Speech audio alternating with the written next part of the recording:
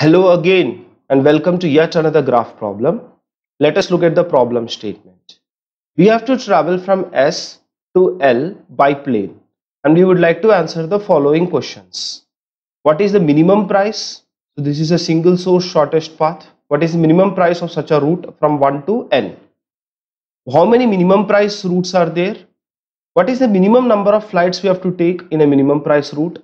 What is the maximum number of flights we have to take in a minimum price route? So the demand of the problem is we have to optimize the cost.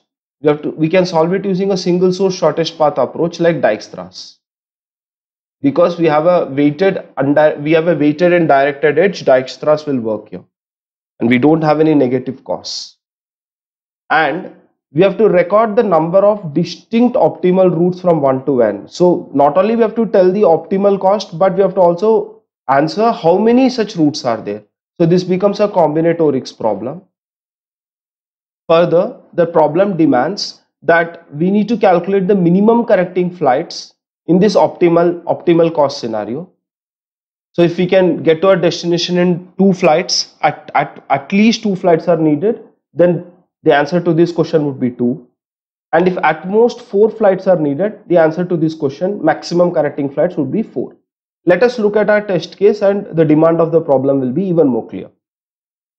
There are 4 cities, 1, 2, 3 and 4.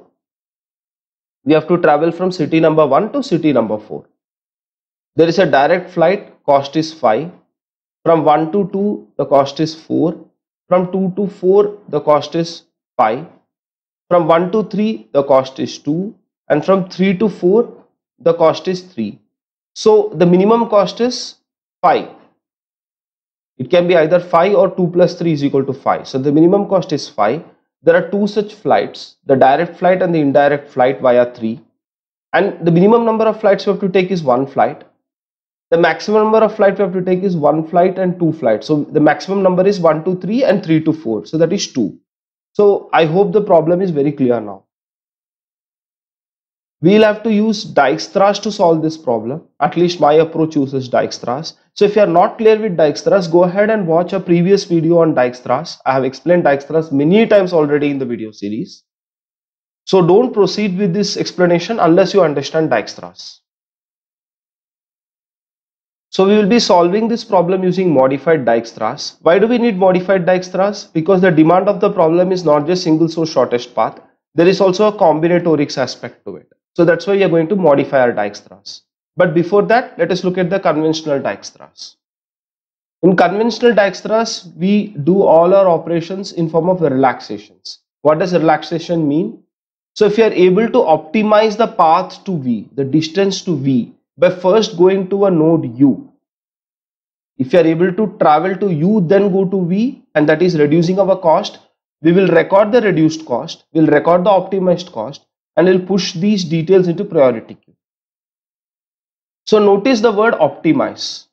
Optimize means that only when we are able to improve, only then we do something, and that's when we relax and we push into the priority queue. Please keep this point in mind because that is the first location from where we'll deviate in our modified Dijkstra's. For our modified Dijkstra's, we'll have to examine 3 scenarios. In the first scenario, the current cost to V, it is actually better than going through U. So in other words, proposed cost is suboptimal. So do you even need to analyze the suboptimal cost? No, not really. So that's why you continue. So here just putting a few conventions down. So C indicates the cost to U, the intermediate vertex. D indicates the cost from U to V, that is from the intermediate vertex to the target vertex. C plus D is greater than cost of V means that the proposed path to V via U, that is suboptimal. Okay, so C plus D and cost of V, they are the 2 things that we'll keep comparing throughout our modified Dijkstra's.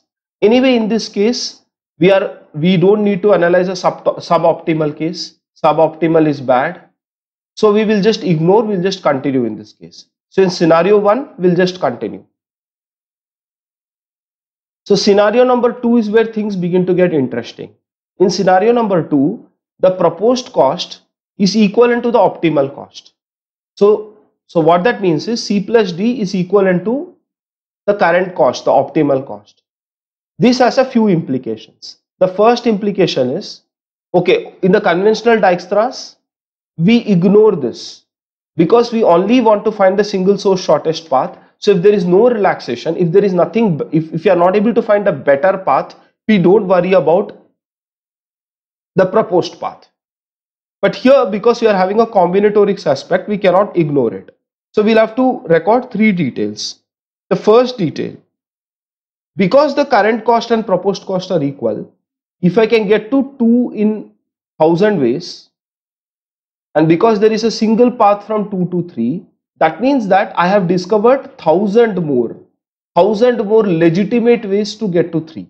So I need to record that detail here. And the modulo operator is to prevent overflow. So the roots to 3 will be equivalent to, will be incremented by the roots to 2.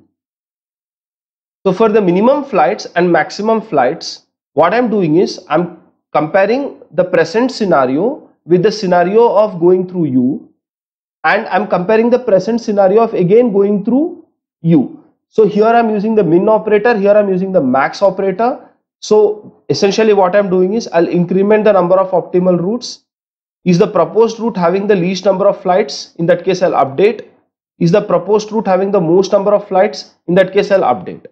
So that is what I'll do when the proposed cost is equivalent to the optimal cost. The third scenario is we have discovered a new route which is better than the existing route. The current cost of V, let us say it is 1000, and the proposed cost, let us say it is 950. That means that 950 is now the single source shortest path. We have just performed a relaxation. So we will go in line with conventional Dijkstra's. This step number 1, cost of V is equal to C plus D. So this means that we have discovered our optimal cost. We have to update the optimal cost to V. The optimal cost to V is optimal cost to U plus cost of traveling from U to V.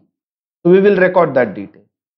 Now the second thing that we'll need to record is the number of routes to V is the number of routes to U, because the only optimal route that we have discovered so far is via U. So if we can get to U in 1000 ways, we can use the same 1000 ways to get to U, then we can use one more flight to get to V. Okay?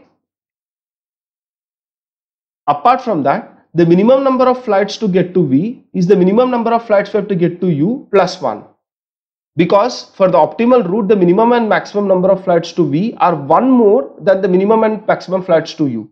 Let us say to demonstrate, I can get to 2 in 50 flights, or at max I need 50 flights, at least I need 2 flights. So in this case, because I'll be using one additional flight, I'll need at max 51 flights and at least 3 flights. So I'm recording the same details here. And of course, all of this needs to be pushed into a priority queue. So to summarize, if we find a suboptimal, we do nothing. If we find second optimal, we do increments. If we find a new optimal, we will relax and reset. We have solved a lot of Dijkstra's problems. I'm sure you're able to appreciate how useful and important Dijkstra's is. This was just one more problem.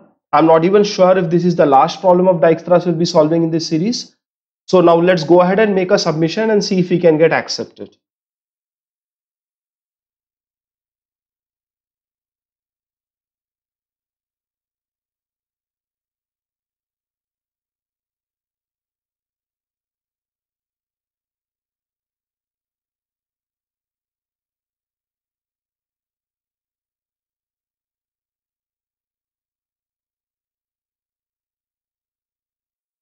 So yes, we got accepted. Thank you very much for watching this video. If you watched this video and you liked it, please subscribe to my channel for more such videos. Please share this channel with your friends and colleagues and batchmates so that I can reach out to more people. Thank you again. Have a nice day. See you later.